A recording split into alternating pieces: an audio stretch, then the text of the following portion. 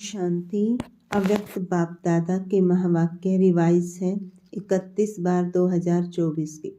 सार है, इस वर्ष के आरंभ से बेहद की वैराग्य वृत्ति इमर्ज करो। यही मुक्ति धाम के गेट की चाबी है। आज नवयुग रचता बाप दादा अपने बच्चों से नव वर्ष मनाने के लिए, परमात्मा मिलन मनाने के लिए बच्चों के स्नेह में अपने दूर देश से साकार वतन में मिलन मनाने आए हैं। दुनिया में तो नव वर्ष की मुबारक एक दो को देते हैं, लेकिन बाप दादा आप बच्चों को नवयुग और नए वर्ष की दोनों की मुबारक दे रहे हैं। नया वर्ष तो एक दिन मनाने का है, नवयुग तो आप संगम पर सदा मनाते रहते। आप सभी भी परमात्मा प्यार की आकर्षण में खींचते हुए यहाँ पहुँच गए हो, लेकिन सबसे दूर देश से आने वाला कौन? डबल विदेशी। वह तो फिर भी इस साकार देश में ही है, लेकिन बाप दादा दूर देशी कितना दूर से आए हैं, हिसाब निकाल सकते हैं। कितने माइल से आए हैं? तो दूर देशी बाप दादा चारों ओर के बच्चों को, चाहे सामने डायमंड हॉल में बैठे हैं, चाहे मधुबन में बैठे हैं, चाहे ज्ञान सरोवर में बैठे हैं, गैलरी में बैठे हैं, आप सबके साथ जो दूर बैठे देश विदेश में बाप दादा से मिलन मना रहे हैं।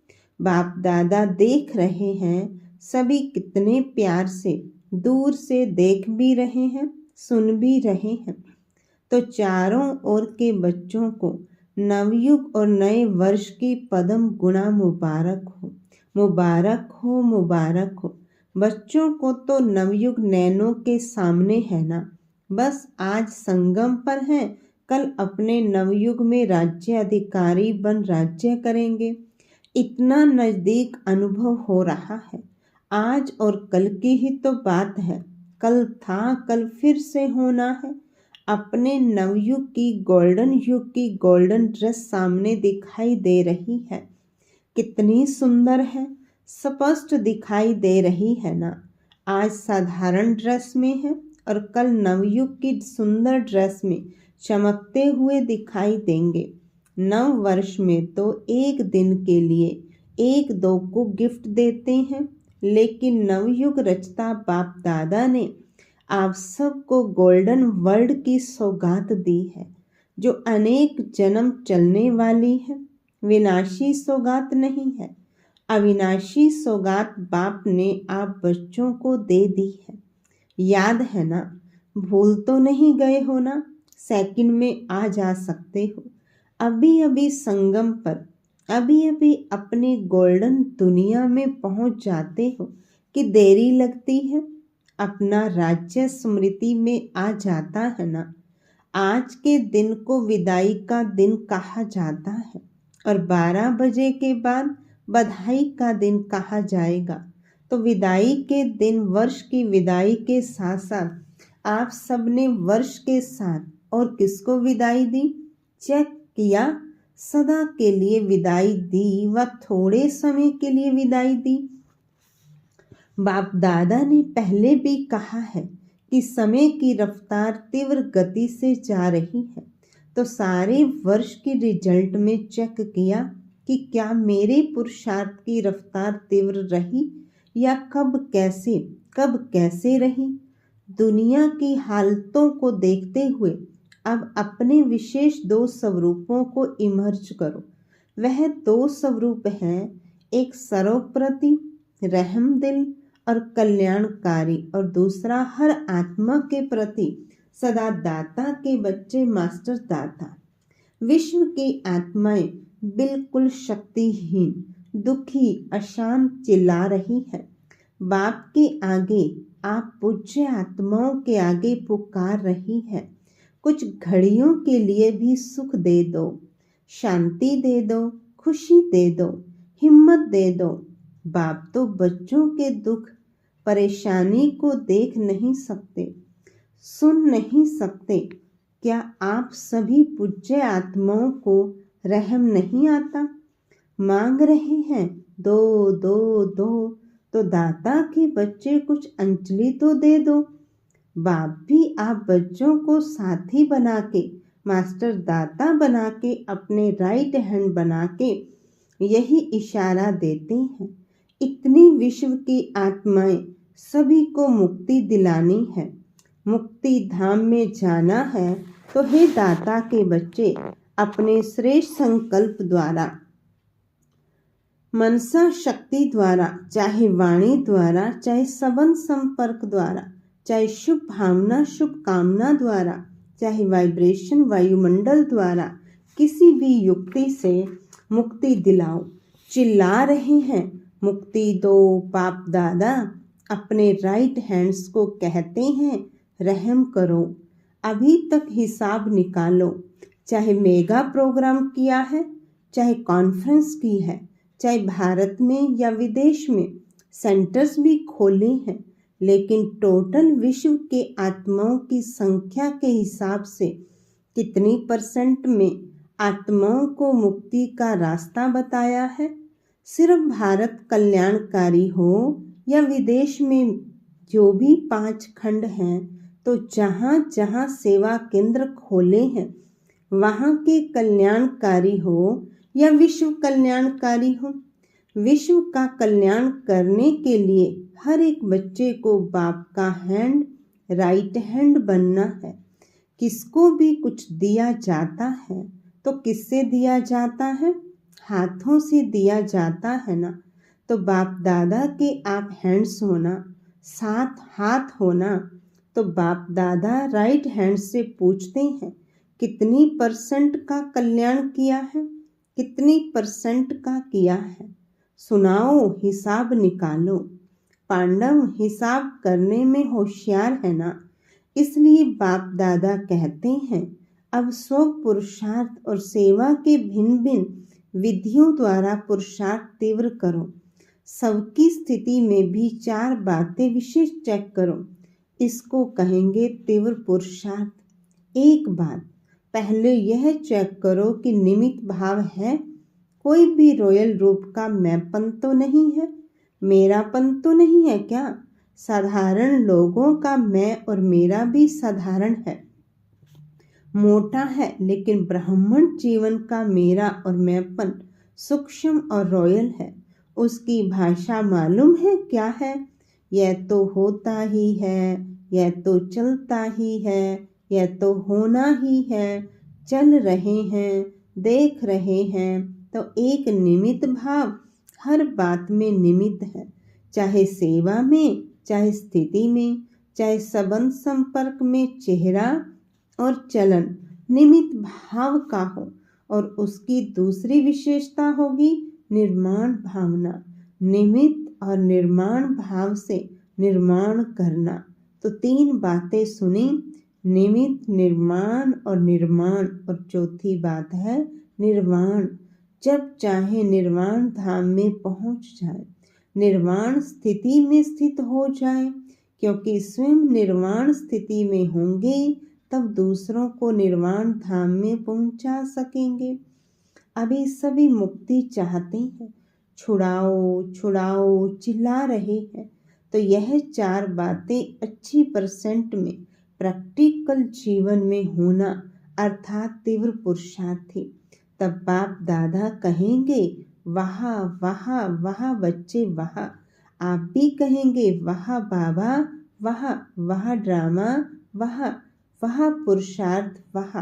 लेकिन पता है अभी क्या करते हो? पता है कभी वाह कहते हो, कभी वाही कहते हो।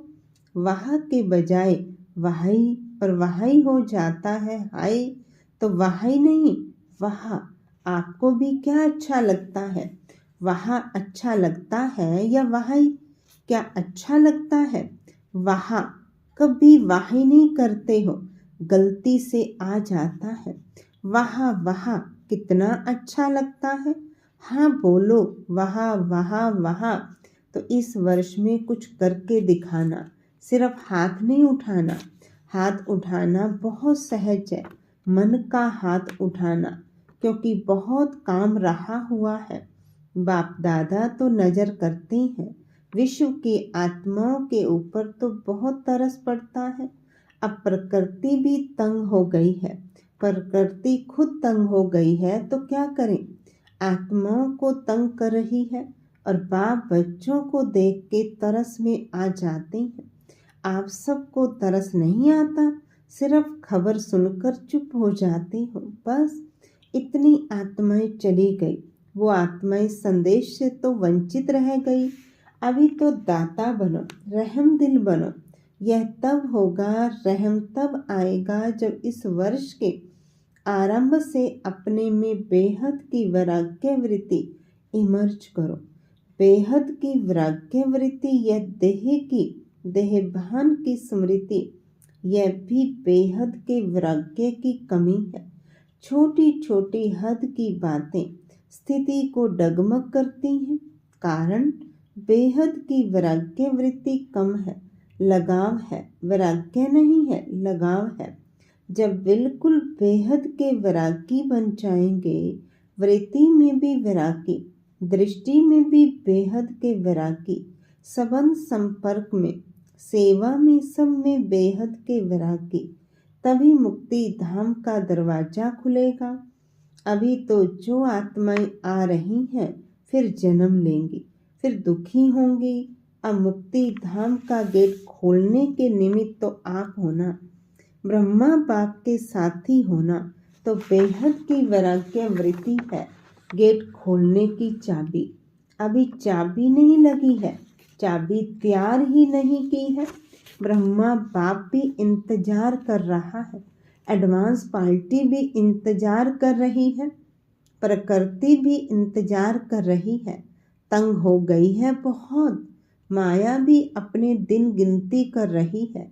अभी बोलो, हे मास्टर सर्वशक्तिमान, बोलो क्या करना है।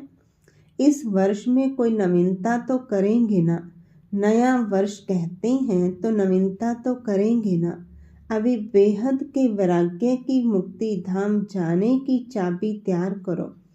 अब आप सभी को तो पहले मुक्ति धाम में जाना है ना। ब्रह्मा बाप से वायदा किया है, साथ चलेंगे, साथ आएंगे, साथ में राज्य करेंगे, साथ में भक्ति करेंगे। तो अभी तैयारी करो। इस वर्ष में करेंगे कि दूसरा वर्ष चाहिए? जो समझते हैं इस वर्ष में अटेंशन प्लीज, बार बार करेंगे वह हाथ उठाओ।